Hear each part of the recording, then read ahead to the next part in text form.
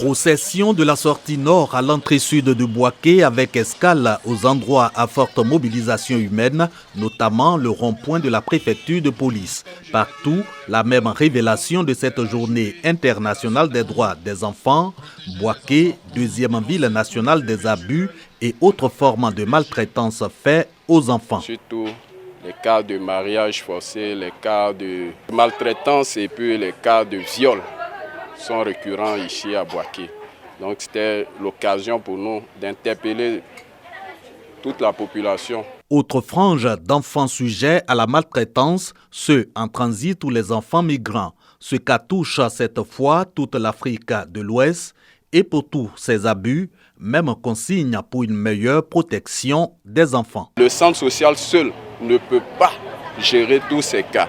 C'est le lieu de l'indiquer et puis vraiment inviter la population à dénoncer les cas de maltraitance, ne pas rester dans le silence. Parce que restant dans le silence, vous contribuez plus ou moins à être coupable de ces agissements vis-à-vis des enfants. Les guichets de déclaration des abus faits aux enfants sont indiqués et les populations assurées de leur protection par le centre social Bouaké Koko et l'ONG internationale Save Children, ces artisans de la célébration ici à Bouaké de la 32e journée internationale des droits des enfants. Le village de Blieron, situé à la frontière du Libéria, dans le département de Tabou, dispose désormais d'une école primaire. Grâce au maire de Yopougon, le ministre Gilbert Kafana Koné. Au nom des braves populations du département de Tabou, je tiens à rendre un hommage mérité au regard de la générosité légendaire et la modestie grâce auquel Blieron bénéficie aujourd'hui d'une infrastructure scolaire moderne dont le ministre Kafana a entièrement financé les travaux à hauteur de 30 millions de nos francs.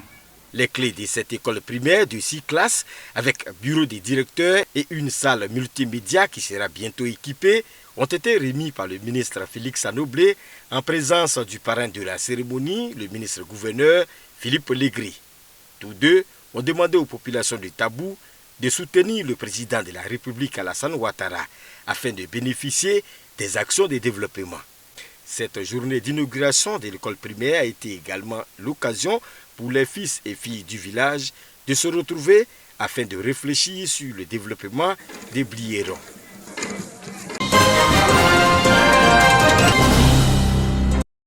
Méconnu du grand public, le métier de greffier est mis en exergue au cours de cette première édition de la Semaine de la greffière de Côte d'Ivoire.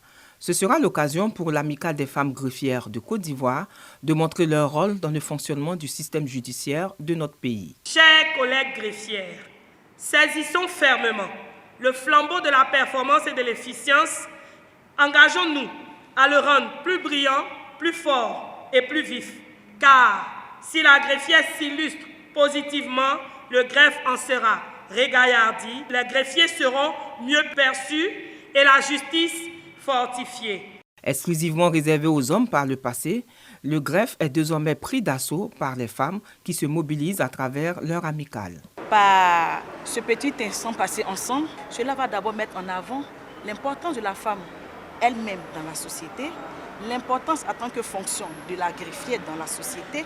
Cette initiative est saluée par la marraine de la première édition, la ministre-gouverneure du district des Lacs, Raymond Goudou Kofi.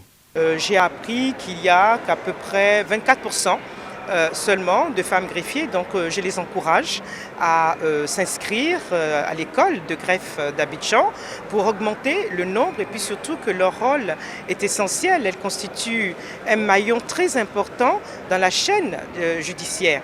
Cette semaine de festivités s'étendra aux autres juridictions que sont les sections du tribunal de Toumoudi d'Azopé de Bassam les 24 et 25 novembre 2021 et prendra fin le 27 novembre prochain à Yamoussoukro.